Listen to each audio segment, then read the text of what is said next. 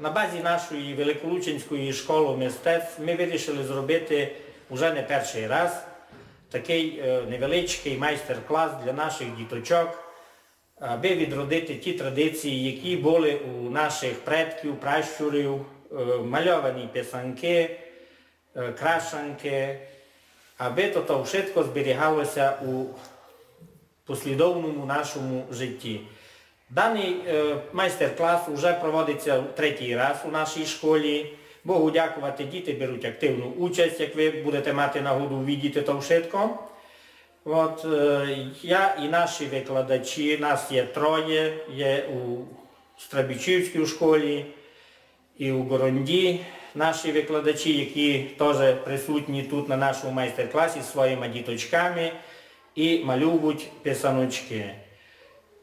Техніка у нас мальованка, розкажу вам чому, бо дуже обідно, коли дитина намалює то варене яєчко, а воно ся не вдасть та впаде та ся розтовче, а їй так обідно, аж би плакала небога.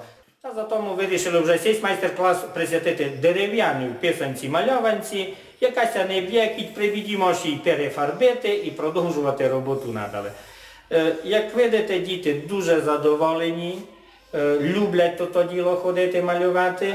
Ну і я думав, що Богонько дасть їм ту милость свою, Божу благодать на нашу землю, жити і відчувати свої традиції і свої добрі наміри втілювати у життя.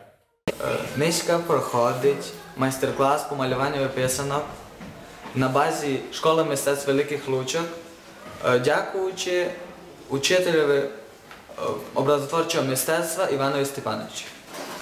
Він нас учить, як правильно малювати, розмальовувати писанки, як то робили наші діди-прадіди.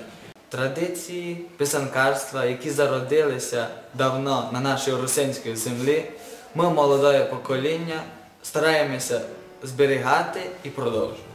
Позирайте, що в мене вийшло. Усіх із святом Христос Воскрес! Христос!